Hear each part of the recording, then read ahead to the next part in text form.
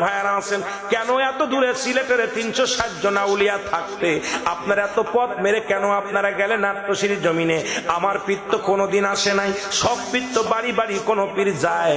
আমরা যেমন বাড়ি বাড়ি দাওয়াত খাই আর টাকা কামাই, ওয়াজ করি, আমার পীর তো কোনোদিন এই শ্রীমঙ্গলের জমিনে আসে নাই। আমার পীর তো কোনোদিন সিলেটের জমিনে আসে নাই। বাবা মধু যেখানে ভ্রমর সেখানে গান গাইতে গাইতে যায়। মধু কোনোদিন ভ্রমরের পাশে দৌড়ায় না, মধু কোনোদিন মাছির পাশ পাশ দৌড়ায় না। মাছিগুলো গুনগুন করে গান গাইতে গাইতে মধু সংগ্রহ করে। জোরে বলেন ঠিক কিনা? ভ্রমর ছোটে না মধু ছোটে? সত্যি তো, কথা বলে না। আত্মসের জমিনে এমন মধু,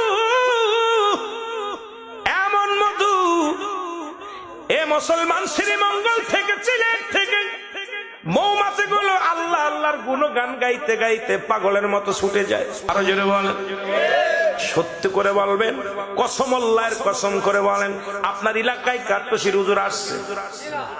কথা কয় না। কিরা কেটে দেখছেন আশা?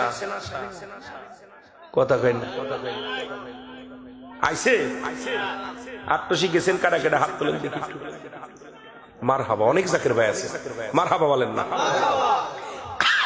আট্টশির জমিন থেকে কেবলা জানো হুজুর কোনদিন এখানে আসে নাই।